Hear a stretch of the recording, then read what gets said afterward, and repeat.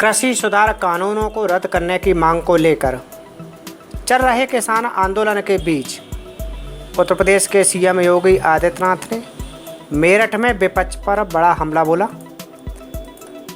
योगी ने कहा कि कुछ लोग किसानों के कंधे पर बंदूक रखकर देश की एकता और अखंडता को चुनौती दे रहे हैं। अपनी सरकार की उपलब्धियां गिनाते हुए सीएम योगी ने विभिन्न क्षेत्रों में सरकार द्वारा किए जा रहे कामों का विस्तार से उल्लेख किया।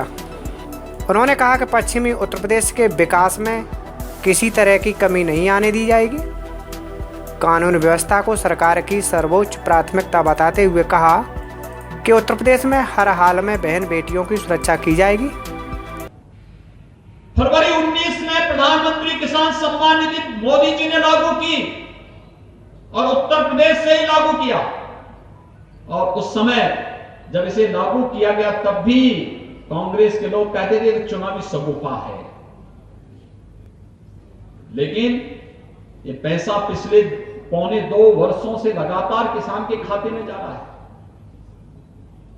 लोग कहते थे कोरोना कालखंड में ये सब रुक जाएगा। मोदी जी ने कहा कि मंत्रियों का वेतन रुकेगा, विधायक सांसद का वेतन रुकेगा, लेकिन किसान की किसान सम्मान निधि नहीं रुकेगी। ये है काम। ये जो मंच पर बैठे हुए हमारे जनप्रतिनिधि हैं, प्रधानमंत्री मोदी जी उनकी प्रेरणा के केंद्र बिंदु हैं।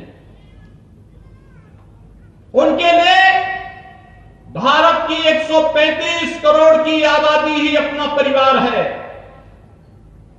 और भारत की 135 करोड़ आबादी के लिए, भारत के 135 करोड़ नागरिकों के जीवन में खुशहाली लाना, उनके जीवन में समृद्धि लाना, इसी कार्य के लिए उन्होंने अपना पूरा जीवन समर्पित किया है। और मंच पर बैठा हुआ एक एक जनप्रतिनिधि जब अपनी पूरी का पूरा वेतन, अपनी पूरी की पूरी निधि कोरोना के उपचार के लिए, कोरोना जैसी महामारी के लिए लड़ने के लिए सरकार को समर्पित करता है, तो उस समय एक शर्त रखता है कि किसान को प्रधानमंत्री किसान सम्मान निधि मिलनी चाहिए। और भाइयों बहनों, कोरोना कालखंड में हर एक किसान के खाते में पैसा गया। यह है कार्य। प्रदेश के अंदर लगातार ये कार्यक्रम अभियान आगे बढ़ रहे हैं। आज प्रदेश के अंदर हमारे पास 6 कृषि विश्वविद्यालय हैं, 4 राज्य सरकार के, 1 निजी क्षेत्र का और 1 केंद्रीय विश्वविद्यालय। प्रधानमंत्री मोदी जी ने अभी कुछ माह पहले झांसी में एक केंद्रीय विश्वविद्यालय का लोकार्पण किया। सीएम ने मेरठ में कुल 88 परियोजनाओं का उद्घाटन और शिलान्यास किया। इस मौके पर उन्होंने मेरठ के प्रतापपुर और मलयाना द्वितीय बिजली घरों का लोकार्पण भी किया। किठौर के साजापुर बिजली घर का शिलान्यास भी सीएम के हाथों हुआ। सीएम ने कहा कि किसानों को इस्तेमाल कर अपना हित साधने की कोशिशों को देश अब समझ रहा है। इन साजिशों को बेनकाब करते हुए असफल बनाया जाएगा। प्रदेश में पिछले 3.5 वर्ष के दौरान 20 नए कृषि विज्ञान केंद्र बनाए गए।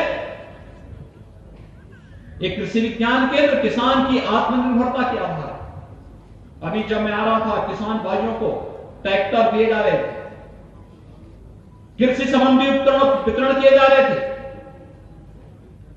एक किसान के लिए भारत सरकार और प्रदेश सरकार के द्वारा दी जाने वाली योजनाओं का लाभ किसान तक कैसे पहुंचे, ये उसी का हिस्सा है। और इसीलिए आज मैं आप सबसे यही कहने के लिए आया हूं कि भाइयों बहनों, जिन्हें किसान की समृद्धि और किसान की प्रगति से आपत्ति है, वही लोग गुमराह करने के लिए नए नए स्वरूप छोड़ रहे हैं। और अब तो उन्होंने एक नई शर्त भी जोड़ दी है।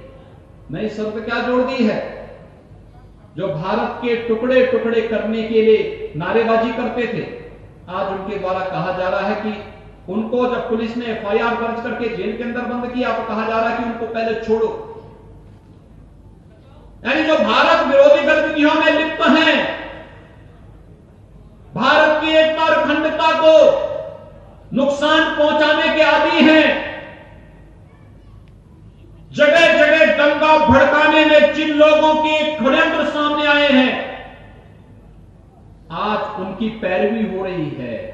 किसानों के कंधों में बंदूक रख करके भारत की एकता और अखंडता को चुनौती दी जा रही है।